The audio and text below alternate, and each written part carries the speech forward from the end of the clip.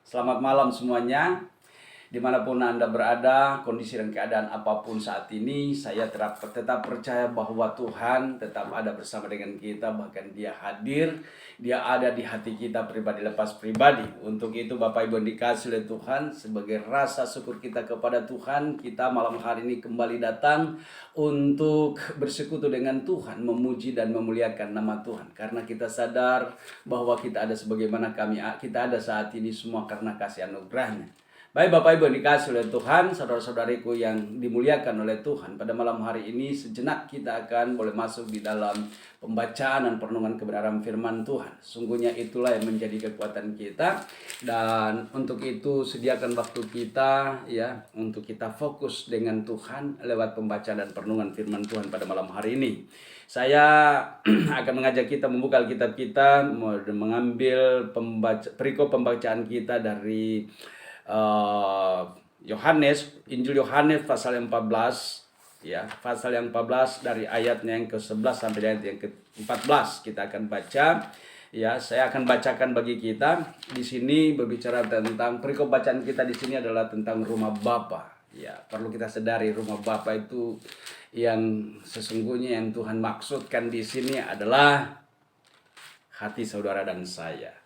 Lain, kita masih ada dalam dunia, tapi rumah Bapa yang dimaksud di sini adalah saudara dan saya, yaitu baitnya yang kudus atau tempat kediaman Roh Kudusnya. Ya, untuk itu saya akan bacakan bagi kita ayat pasal 14 ayatnya yang ke-11 dari Injil Yohanes. Ayat 11, percayalah kepadaku bahwa aku di dalam Bapa dan Bapa di dalam aku, atau setidak-tidaknya percayalah karena pekerjaan-pekerjaan itu sendiri. Ayat 12, aku berkata kepadamu, sesungguhnya barang siapa percaya kepadaku, ia akan melakukan juga pekerjaan-pekerjaan yang aku lakukan. Bahkan pekerjaan-pekerjaan lebih besar daripada itu, sebab aku pergi kepada Bapa.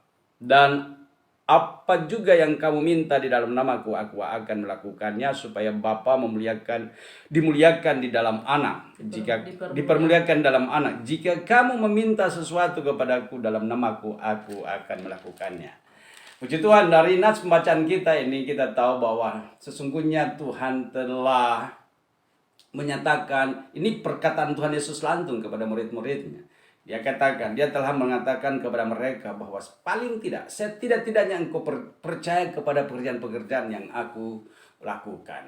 Dalam hal ini keteladanan Kristus, di mana ia ada di dalam dunia, dia melakukan banyak perkara yang tidak dapat dilakukan oleh manusia pada umumnya. Tetapi kembali lagi, saat dia ada di dalam dunia, banyak praktik-praktik yang dilakukan, mujizat-mujizat yang terjadi, yang kita tahu bahwa hal itu mustahil bagi kita sebagai manusia untuk dapat melakukannya. Tetapi Tuhan katakan bahwa bahkan pekerjaan-pekerjaan yang lebih besar daripada itu. Nah, luar biasanya di sini kita mau coba untuk melihat, merenungkannya. Kalau Tuhan katakan, kalau Yesus sendiri berkata, pekerjaan-pekerjaan yang besar daripada itu engkau akan lakukan. Saya coba untuk merenungkan perkataan ini, saya lama baru mendapatkannya. Banyak orang mungkin berpikir bahwa membangkitkan orang mati banyak. Ada dulu saya mengenal praktek di mana dia berdoa dan berpuasa. Dia berusaha untuk supaya dia sedapat mungkin supaya dia hidup berkenan di hadapan Tuhan. Dia menjaga kekudusan sedemikian rupa. Bahkan dia mau supaya dia mendapatkan sesuatu hal yang mungkin ya, seperti apa dikatakan, lebih besar daripada apa yang aku kerjakan. Nah, sehingga akhirnya ada praktek di mana dia berdoa supaya kalau dibeli dia membangkitkan orang mati. Sebelum dikuburkan orang itu dia berdoa, ya berusaha untuk supaya ia membangkitkannya. Bapak Ibu, bukan yang demikian yang dimaksud Tuhan dalam hal ini. Tetapi banyak orang yang seperti memandang bahwa kita ini dipercayakan untuk kita harus mendoakan orang mati supaya bangkit. Kalau boleh jangan dulu dikuburkan. Ya, kami akan doakan dulu. Kami akan doakan dulu supaya ia boleh dibangkitkan, supaya ia boleh supaya banyak orang melihat mujizat lewat kebangkitan orang-orang mati. Bapak Ibu dikasih oleh Tuhan, hal itu telah dilakukan oleh Tuhan Yesus. Dan Tuhan Yesus berkata, pekerjaan lebih besar daripada itu engkau akan lakukan. Paling tidak engkau melihat apa yang telah aku lakukan. Dikatakan di ayat yang ke-11. Paling tidak, setidak-tidaknya engkau percaya. Saya akan bacakan juga. Percayalah kepadaku bahwa aku di dalam Bapa dan Bapa di dalam aku. Atau setidak-tidaknya percayalah karena pekerjaan-pekerjaan itu sendiri. Bapak Ibu, ini yang tadi dimaksudkan. Tetapi kembali setelah saya merenungkan, ada apa dengan perkataan Tuhan Yesus ini? Kalau ada yang lebih besar daripada membangkitkan orang mati. Wah, ini kan luar biasa. Apa kira-kira ya? Memindahkan gunung? Ya, memindahkan gunung? Atau apa kira-kira? Tapi saya melihat dari hal ini, ya bukan demikian maksud daripada Tuhan Yesus. Saya merenungkan dan saya mencoba untuk merenungkan dan merenungkan. Sehingga akhirnya saya mendapatkan jawabannya. Nah, puji Tuhan. Bapak Ibu dikasih oleh Tuhan, perlu kita tahu bahwa Tuhan Yesus telah pernah memanggil ke-12 muridnya di dalam Matius 10. Matius 10 ayat yang pertama dan ayat yang ke-8. Kita tolong Bu Ida bacakan. Matius 10 ayatnya yang pertama dan kemudian ayatnya yang ke-8.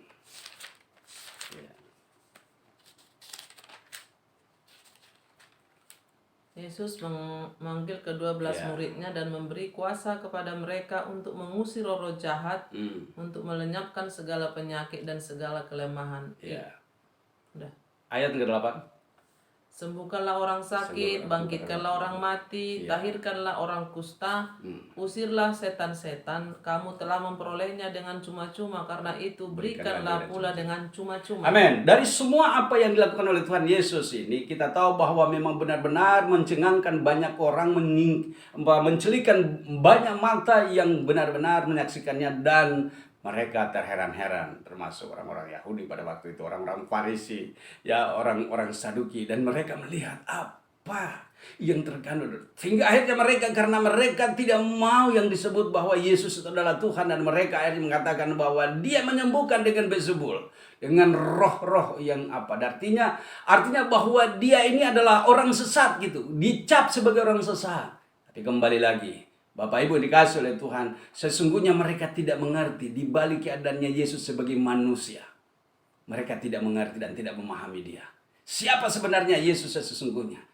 Mereka tidak pernah berpikir bahwa Dia adalah Allah. Dia adalah Allah. Dia adalah firman yang hidup yang memang datang ke dalam dunia. Bukankah telah dinubuatkan?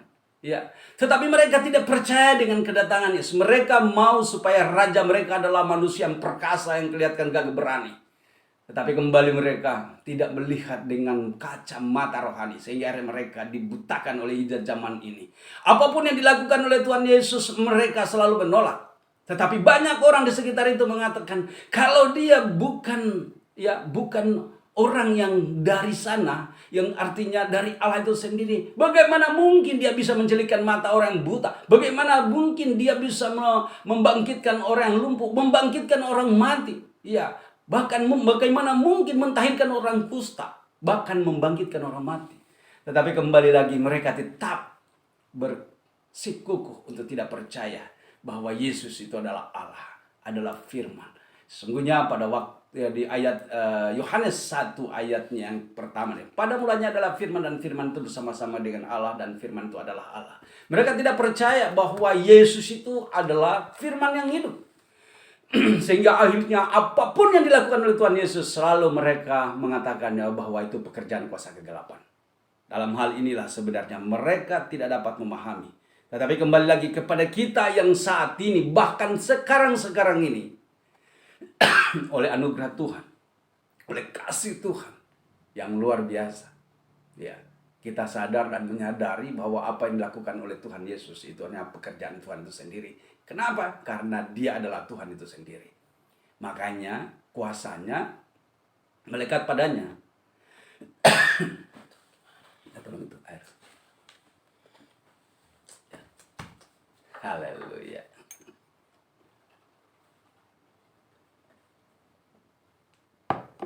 Selama Yesus ada di dalam dunia, memang kuasa itu masih melekat kepadanya. Tetapi Yesus pernah berkata, sekali lagi kelak nantinya kalian akan lihat, kalian akan tercerai berai.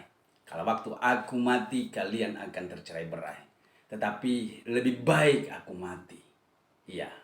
Lebih baik aku mati, tetapi kembali lagi dia mengatakan, aku pergi sebenarnya. Lebih baik aku pergi. Tapi sebenarnya di dalam hal ini, waktu dia mati, dia di situ dia menyatakan dan menggenapkan kebenaran firman Tuhan. Memang dia harus mati dulu.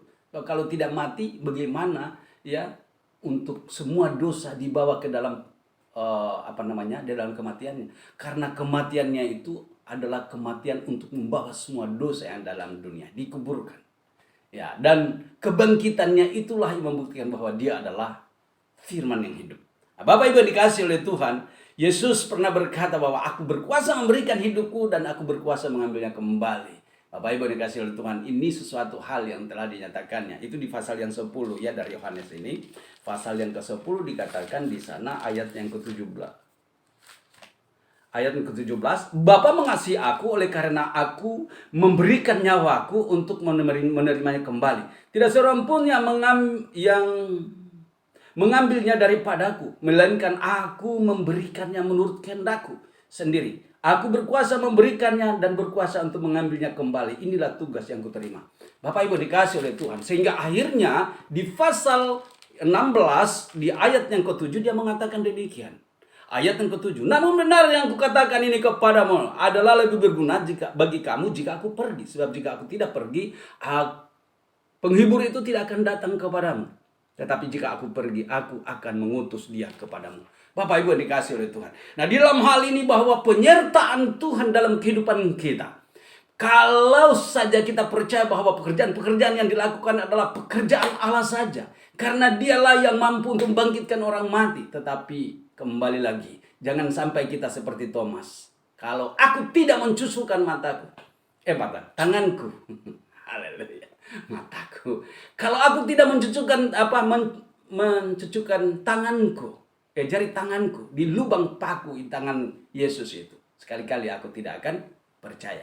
Tetapi Bapak Ibu yang dikasih oleh Tuhan, saudaraku yang dikasih oleh Tuhan, kita adalah orang yang percaya karena iman bahwa Dia sesungguhnya adalah firman yang hidup. Nah, oleh sebab itu dikatakan, jika engkau percaya kepada pekerjaan-pekerjaan itu sendiri yang pernah aku lakukan, maka kuasa itu akan berlaku atasmu. Makanya dikatakan, aku berkata kepadamu, ayat 12, sesungguhnya barang siapa percaya kepadaku, ia akan melakukan juga pekerjaan-pekerjaan yang aku lakukan. Bahkan pekerjaan-pekerjaan yang lebih besar daripada itu, sebab aku pergi kepada Bapa. Bapak Ibu dikasih oleh Tuhan, pekerjaan lebih besar apa yang kira-kira melebihi daripada membangkitkan orang mati? Sering kali saya sampaikan hal ini kepada jemaat, ya. Kembali lagi, sering kali mungkin kita tidak sadar bahwa kita adalah orang-orang yang telah melakukan pekerjaan-pekerjaan yang besar, lebih daripada membangkitkan orang mati. Jawabannya hanya satu, yaitu menjadi teladan, menjadi saksi, menjadi pemberita firman, menjadi penyambung lidah Tuhan, menjadi biji mata Tuhan. Itulah sebenarnya kehidupan kita. Nah, kalau hidup kita ini menjadi teladan, orang yang bertobat dihidupkan kembali, itu yang lebih besar daripada membangkitkan orang mati. Kalau hidup kita berkenan di hadapan Tuhan dan kita menjadi satu suatu jalan untuk mereka, untuk banyak orang melihat bahwa yang kita lakukan adalah pekerjaan yang baik, kemudian orang yang berdosa melihat ya dari sikap hidup kita dan mereka bertobat, maka itulah pekerjaan yang lebih besar daripada membangkitkan orang mati. Oleh sebab itu Bapak Ibu yang dikasih oleh Tuhan pada malam hari ini, kalau kita sadar bahwa hidup kita ini adalah tempat kediaman Roh Kudus atau rumah Bapa, ya, mana Roh Kudus tinggal, jagalah dengan baik hidup kita. Karena dari hidup kita ini akan terpancar kemuliaan Tuhan. Dari hidup kita inilah akan tergambar seluruh kebenaran firman Tuhan. Nah, untuk itu Bapak Ibu, mari perhatikan dengan baik akan hal ini. Paulus pernah mengatakan hal ini. Ya, di dalam 2 Korintus 3 ayat yang ke-2 dan ke-3. Bahwa kita ini adalah surat Kristus yang hidup, yang dapat dibaca oleh semua orang. Jadi Alkitab ini merupakan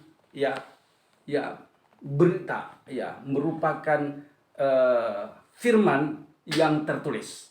Tetapi hidup saudara dan saya itu adalah firman yang hidup. Ada amin ya. Bahwa kita ini adalah firman yang hidup. Di mana firman itu terpancar dan tergambar dalam hidup kita. Nah, bagaimana kalau kita hidup di luar daripada kebenaran? Apakah kita menjadi suratan Kristus yang hidup, yang bisa dibaca oleh orang? Yang ada adalah sesuatu yang membusukkan nama Tuhan. Kalau kita hidup di luar daripada kebenaran firman Tuhan. Tapi jika kita hidup dalam kebenaran firman Tuhan, maka kita akan menjadi suratan Kristus yang hidup, yang dapat dibaca oleh semua orang. Dan dengan demikian kehidupan kita tanpa kita sadari, ada banyak orang bisa jadi karena keteladanan hidup kita, maka ada banyak orang yang bisa berubah hidup. Iya, karena dia melihat hidup kita. Dan apabila kita berkata benar dan kita mendoakan orang sakit sembuh, oh puji Tuhan, lebih lagi ya. Tetapi bukan masalah kebangkitan orang mati yang harus kita makanya dulu itu yang tadi saya katakan bahwa ada orang yang berdoa dan berpuasa supaya dia memiliki suatu pengurapan khusus dan dia mendoakan orang mati supaya hidup kembali. Ini sudah salah pengertian. Ya, sekalipun ada gereja dulu yang seperti itu yang saya tahu. Saya pernah ke sana. Ya. Tapi kembali lagi bahwa bukan itu yang dimaksud oleh Tuhan. Yang dimaksud oleh Tuhan adalah jika kita hidup benar dan hidup kita menjadi suratan Kristus yang dapat membawa dampak positif kepada orang-orang yang sekeliling kita, itulah sebenarnya yang lebih besar daripada sekedar membangkitkan orang mati, yaitu menghidupkan orang yang telah mati imannya dan dia hidup kembali di dalam pertobatan, dia dekat dengan Tuhan. Maka sesungguhnya itulah yang menjadi kesukaan Tuhan. Tuhan memberkati kita semua. Haleluya. Amin. Kita berdoa. Kembali kami mengucap syukur Tuhan kepadamu pada malam hari ini untuk penyingkapan kebenaran firman. Kalau Engkau Tuhan yang telah berkata bahwa kalau kami percaya saja dengan pekerjaan-pekerjaan yang Engkau lakukan, menandakan bahwa Engkau adalah Tuhan yang luar biasa yang kami harus percaya lewat pekerjaan-pekerjaan yang Engkau lakukan.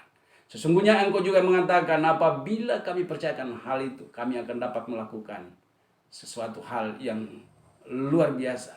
Bahkan Engkau berkata, kalau Engkau akan dapat melakukan pekerjaan-pekerjaan yang lebih besar daripada apa yang Kau lakukan.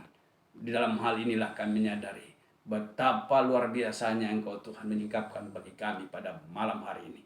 Yaitu jika kami boleh menjadi biji mata Tuhan, menjadi penyambung lidah Tuhan, hidup kami menjadi suatu cerminan di dalam keseharian kami, sehingga orang-orang boleh melihat kebenaran firman-Mu yang terpancar dalam kehidupan kami.